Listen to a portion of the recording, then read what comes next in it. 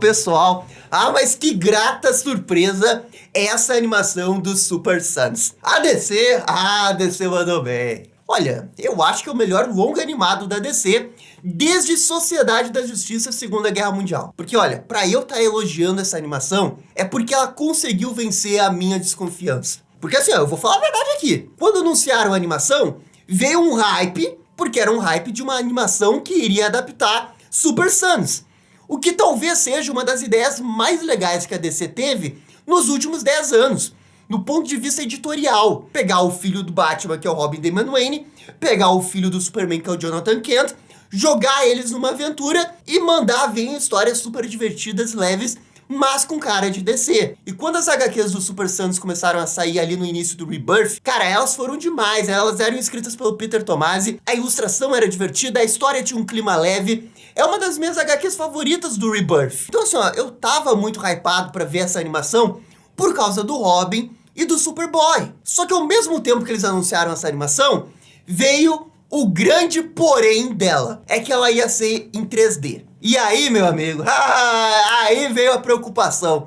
Porque esse tipo de animação em 3D é muito difícil dar certo. Claro, pode dar certo. A série animada do Lanterna Verde, que era em 3D, era legal. Só que dentro de um histórico de 10 animações desse estilo, 9 são absolutamente esquecíveis e baratas, absolutamente genéricas. E uma ou outra lá acaba se destacando nesse estilo. E esse era o meu medo. A animação do Super Sons, que tem todo aquele clima divertido, leve, de aventura, de criança descobrindo a sua vida com super-heróis, eu tava com medo disso se perder no estilo 3D e ficar parecendo apenas uma animação genérica da DC. Quando a gente viu o primeiro trailer, eu ainda fiquei com essa dúvida, porque a animação tava muito travada. Então eu fui assistir Super Sons com todos os receios do mundo, por causa desse estilo que eu não gosto. Só que aí, meu amigo, a DC, quando ela quer fazer uma coisa boa, o estilo que ela adota não faz nenhuma diferença. Porque o que ela faz é tão bom, é tão maravilhoso, que consegue transcender o estilo ruim. E é o que acontece nessa animação, velho. A escrita é tão boa, tem tanto coração, tem uma dinâmica do Robin com o Superboy que é tão bem feito, é tão verdadeiro a amizade deles ali. As interações entre eles são tão verdadeiras, um importunando o outro, e a amizade deles crescendo ao longo da animação é um negócio primoroso demais. Não dá pra não amar essa animação com esse roteiro. E assim, nem tanto o roteiro, mas as dinâmicas dos personagens.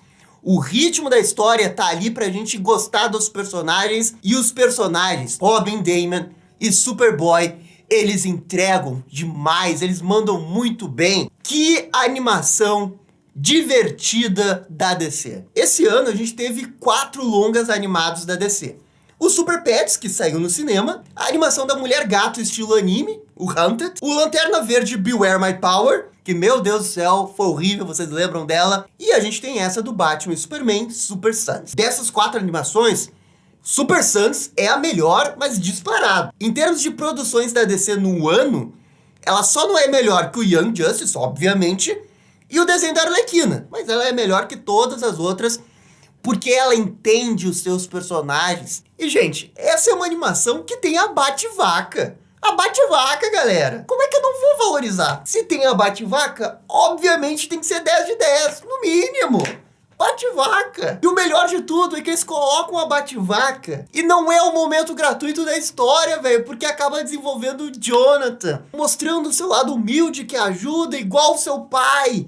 Cara, demais, demais. Veja como que um roteiro básico, mas redondinho, faz toda a diferença. A animação começa super simples, mostrando a origem do Superman. Que aqui todo mundo já sabe, né? O planeta Krypton vai ser destruído, os pais colocam ele na nave, ele sai. Só que nessa origem tem um pequeno plot twist que envolve o Starro. Que o Starro acaba se grudando na nave do Clark e ele acaba sendo salvo da explosão de Krypton porque ele estava no planeta de Krypton na época. E a partir disso a gente tem pequenas cenas animadas mostrando a história do Superman até chegar no ponto que a história realmente vai começar, que é quando o filho do Superman está prestes a descobrir que o seu pai é Superman e que ele tem superpoderes. E à medida que ele vai descobrindo esses poderes, a gente tem a ameaça do Starro, que vai chegando na Terra, e o Jonathan, junto com o Robin e Damian Wayne, vão ser os únicos realmente capazes de deter a invasão do Starro. E assim, ó, essa sinopse, ela parece super básica, porque ela é básica. Não tem nada demais nessa história, tá?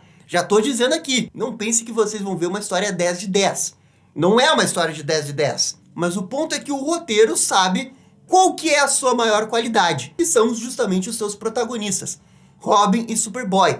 E o roteiro vai criando situações para destacar eles. Agora, se a gente analisar o roteiro, claro que a gente vai encontrar algumas conveniências aqui e ali. Como, por exemplo, a parte da Lois Lane da metade pro final do filme, na qual ela simplesmente consegue um teletransporte de Metrópolis até Washington com a maior facilidade do mundo. Só que assim, ó, pessoalmente, eu relevo esses momentos, porque esses momentos, eles estão a serviço dos personagens.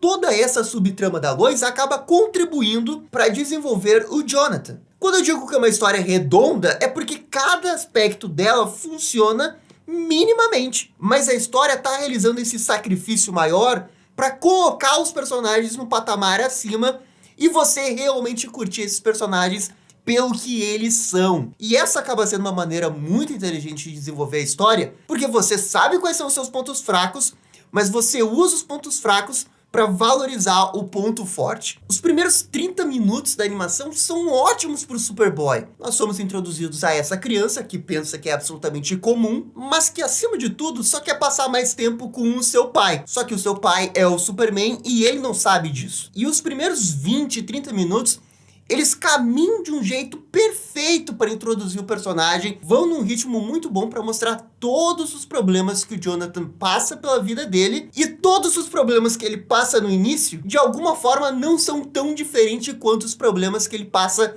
quando ele vira super-herói. Ele vira super-herói, fica toda essa coisa megalomaníaca que é a vida dele como herói, mas essencialmente ainda é a mesma coisa. E no caso do Superboy é crescer, encontrar amigos, se divertir com seu pai e se divertir à medida do possível enquanto que a gente vai passando por tudo isso. E esse é o Superboy, e eles entendem isso na veia. O Superboy, quando ele fica sabendo que ele vai pro espaço, ele fica super feliz que ele vai pro espaço, como provavelmente qualquer outra criança também ficaria, mesmo diante de toda a circunstância que é o apocalipse do fim do mundo. Mas ele tá ali se divertindo. E fazendo uma antítese perfeita do Superboy, a gente tem o Robin Damian Wayne, que ele não quer se divertir no meio do caminho. Ele quer chegar lá, ele quer cumprir os objetivos, ele quer ser membro dos Jovens Titãs. Não importa pra ele o meio do caminho, o que importa é o final. E isso cria totalmente a diferença entre eles, e são essas diferenças que acabam atraindo eles, para eles terem ótimas interações, igualzinho como é nos quadrinhos, e criar uma aventura que é muito divertida. Uma história, ela não precisa ser super, hiper, mega boa, reflexiva, que no final nos faz chorar por causa de uma grande perda, e que no subtexto, depois que você tá vendo pela terceira vez, você descobre que é sobre sei lá o quê. Pode ser sobre isso também, tem várias histórias que funcionam nesse nível, mas nem todas precisam ser isso. E o Super Sons não é uma história que tenta desconstruir o gênero, não tenta reinventar a roda, simplesmente é uma aventura de jornada de herói típica, mas eles entendem que o mais importante no meio disso tudo são as interações dos personagens. Ah, Gabriela, parece que você achou essa animação 10 de 10. Não, essa animação não é 10 de 10, nem de longe. É por causa da própria animação em 3D. Porque assim, ó, eu não posso ser ingênuo. Eu gostei da história? Gostei. Gostei da interação dos personagens? Gostei. Gostei dos designs dos personagens? Adorei. Mas essa animação em 3D, ela não é boa. Não é que ela seja ruim. Ela é passável, só que ela passa uma vibe de muito barata. Uma animação em cel shading muito simples, muito simplificada, que a gente vê em toda parte por aí. E a minha preocupação que iria ficar parecendo aquelas outras animações da Netflix que são em 3D, elas realmente se confirmaram. E eu acho que o grande ponto negativo dessa animação acaba sendo esse estilo. Porque se a gente tivesse um estilo 2D, com um pouco mais de personalidade, eu acho que os personagens eles iriam brilhar ainda mais. Eles teriam mais feições, a animação em 2D ia permitir fazer coisas um pouco mais absurdas com os personagens. Se essa animação com essa história fosse feita pelo estúdio que fez a animação da Mulher Gato, cara, eu acho que a gente teria facilmente uma das melhores animações da DC nos últimos anos. Ela tem criatividade na parte da escrita, nas piadas, no roteiro, no timing. Mas quando você tira isso do papel e coloca isso no animado, tudo acaba sendo um pouco pasteurizado pelo estilo. O Damian Wayne, por exemplo, se ele tivesse um outro estilo, ele poderia ser muito melhor. E em algumas vezes fica parecendo que você tá vendo cutscenes de videogame. Só que não cutscenes de 2022, cutscenes de 2005, 2008. Porque assim, ó, a própria animação em 3D do Lanterna Verde da série animada. Eu prefiro o estilo da série animada do Lanterna Verde,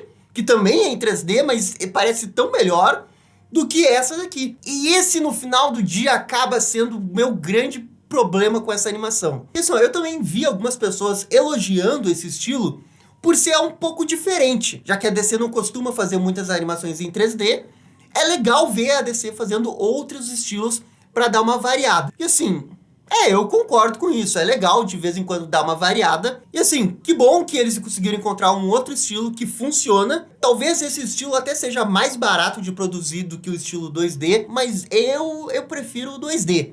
E sinceramente, eu não gostaria que esse estilo voltasse, a não ser que ele recebesse um belo upgrade. Porque assim, eu não tenho nada contra a animação em 3D em si. Eu tenho problema com a animação 3D com esse nível de orçamento. Que você percebe assim que o background não tem nada demais. Os personagens, enquanto estão conversando, não tem nada demais também. A vantagem é que em algumas cenas de ação eles permitem mexer a câmera de um jeito diferente, fazer um plano de sequência ali com 3D. Provavelmente não daria para fazer no 2D. Mas eu acho que ainda assim não é uma vantagem muito superior comparado com as outras animações da DC. Então assim, legal que eles tentaram fazer algo diferente, mas eu espero que não volte não, e a gente retorne para as animações tradicionais em 2D. Só que assim, ó, isso não mata a animação, porque esse 3D, ele é nota 6, não é nota 4, nota 3, não, é um 3D nota 6, e ele é assistível. E por sorte, a direção da animação é boa. E a direção, ela tenta explorar alguns ângulos um pouco diferentes. E ela tenta, em alguns momentos, tirar o melhor proveito de algumas cenas de ação. Porque assim, ó, qual que é a grande vantagem de ter uma animação em 3D comparado com uma animação em 2D? É que você realmente tem uma câmera dentro do mundo que você criou. E isso permite muito mais flexibilidade na hora da criatividade. E a direção realmente tenta explorar isso. A gente tem várias sequências que a câmera fica se mexendo de um lado pro outro, tentando tirar o melhor desse estilo. Só que ainda assim não é o suficiente para conseguir colocar a animação num outro patamar entre essas outras animações 3D que existem por aí no streaming. Então a gente tem uma qualidade de animação que eu julgo ser nota 6 de 10, mas o resto tem muito coração e acaba compensando. Ah, Gabriel, mas eu não gostei da participação do Batman e do Superman porque foi muito pouca. Olha, eu até entendo que o Batman pode ter sido um pouco deixado de escanteio, porque o Damian demora um pouco para ser introduzido na história. Então, ok, faz até um pouco sentido você achar que o Batman ficou de escanteio, porque esse filme se chama Batman e Superman Super Sons. Ok, consigo ver esse argumento pro Batman. Pro Superman, não. Pô, o Superman tá desde o início orientando o Jonathan, agindo como um grande pai, fazendo um sacrifício maior pro bem do mundo, e ao mesmo tempo a gente vê o quanto que entristece ele de não estar com o Jonathan nos momentos chaves da vida dele, como é o aniversário dele no início do filme. E o Superman, ele tem essa função de pai na animação. Pra mim, ele é executado perfeitamente. Principalmente os arcos que eles colocam no início da animação e que são fechados de uma maneira muito legal com superpoderes. Então assim, eu não vejo problema envolvendo o Superman. Ah, mas o título é Superman e Batman. Pois é, amigo, mas a animação é do Super Sons. Colocaram o Batman e o Superman ali no título porque eles queriam que mais pessoas comprassem. Porque eles entendem que se não tiver Batman e Superman no título, não vai vender tanto quanto se fosse só Super Sons. E eu entendo eles completamente. Com certeza tem um pouco de decisão de marketing para eles estarem no título e eles aparecerem ali, mas eu acho sim que eles foram bem utilizados no filme. Tanto no primeiro ato quanto no terceiro ato. E, inclusive, a animação no finalzinho do terceiro ato, quando você pensa que tudo terminou, eles ainda dão uma última volta de vitória para os filhos terem uma cena de ação junto com seus pais. E eu achei isso tão legal, tão legal. Cara, eu gostei muito dessa animação, não consigo esconder, eu gostei muito. Assim, ó, resumindo, é uma animação com muito coração, mas com pouco dinheiro. Então chegou a hora de dar a nota. Assim, ó, apesar de eu não ter gostado muito do estilo da animação, eu entendo e até valorizo o esforço da direção para tentar deixar ela o melhor possível, mas que ainda assim não conseguiu atingir seu verdadeiro potencial no estilo. Enquanto que do outro lado, eles tinham um roteiro bom, com muito coração, ótimas piadas, um ritmo excelente, que vai crescendo, vai crescendo, vai crescendo, e você chega no terceiro ato que é maravilhoso. Você realmente sente que a amizade do Robin com o Superboy vai crescendo à medida que toda a história vai avançando. E isso era uma das coisas mais difíceis de fazer. Então, assim, ó, eu valorizo demais esse esforço criativo da escrita, que eles mandaram bem. E eu acho que, assim, ó, é uma animação nota 8. Eu acho realmente que é o melhor longa animado da DC esse ano. Mas, claro, que fica abaixo do Young Justice e da Arlequina. Mas, comparado com as demais, ela é a melhor. Num ano que a DC não teve, assim, muitas grandes animações. Então é isso aí, nota 8. Galera, por favor, comentem aqui embaixo a nota que vocês dão pra essa animação. E se vocês gostariam de ver esse estilo animado de volta em outras animações da DC. É isso aí, gente. Muito obrigado e dale DC! E esse foi o vídeo da animação Batman e Superman Super Sons. E aí, gostaram? Não gostaram? Deixem suas opiniões nos comentários. E se curtiram o vídeo, deixa aquele joinha. E inscreva-se no canal para ficar sabendo absolutamente tudo sobre Batman.